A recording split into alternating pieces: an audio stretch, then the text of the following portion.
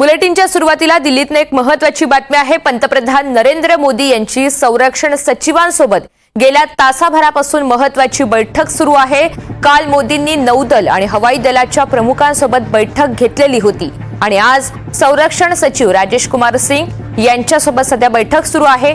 पडद्यामागे मोठ्या हालचाली घडत असल्याचं सध्या कळतंय। रामराजे शिंदे आपल्याला या बैठकीच्या संदर्भातले अधिकचे अपडेट्स देणार आहेत। रामराजे, नरेंद्र मोदी यांची संरक्षण सचिवांसोबत गेल्या तासाभरापासून महत्त्वाची बैठक सुरू आहे। या बैठकीच्या संदर्भातले काय इनपुट्स आहेत?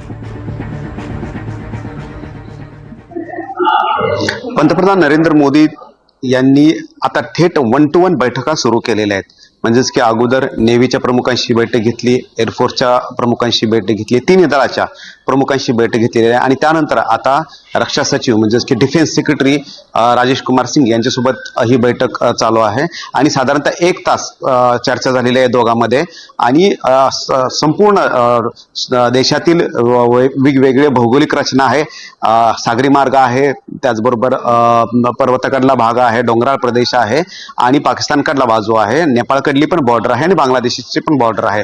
त्या दृष्टीनं कोणकोणते तयारी केलेली आहे, कशा प्रकारचे आर्मीने आणि डिफेन्स मिनिस्ट्रीने तयारी केलेली आहे, या संदर्भामध्ये चर्चा जी आहे ते या बैठकीमध्ये झाल्याची माहिती मिळते ना। यापूर्वी सुद्धा 1 to 1 मोदींनी चर्चा केलेल्या आहेत। जम्मू काश्मीरचे मुख्यमंत्री उमर अब्दुल्ला यांच्यासोबत सुद्धा 1 to 1 एक चर्चा केली होती, बैठक घेतली होती आणि त्यानंतर तिन्ही दलाचे प्रमुख आणि त्यानंतर राजनाथ सिंग, त्यानंतर एस जयशंकर आणि त्यानंतर आता डिफेन्स सेक्रेटरी यांच्यासोबत ही बैठक होत आहे। त्यामुळे एक महत्त्वाचं कोणतं पाऊल उचलण्याच्या मानसिकतेमध्ये पंतप्रधान मोदी असल्याचं दिसून येते, परंतु नेमकं कोणतं पाऊल उचलणार हे पाहावं लागणार आहे।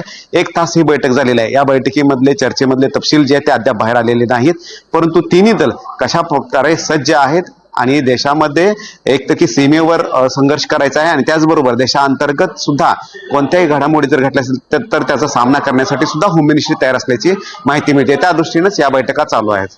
अगदी धन्यवाद सविस्तर माहितीसाठी।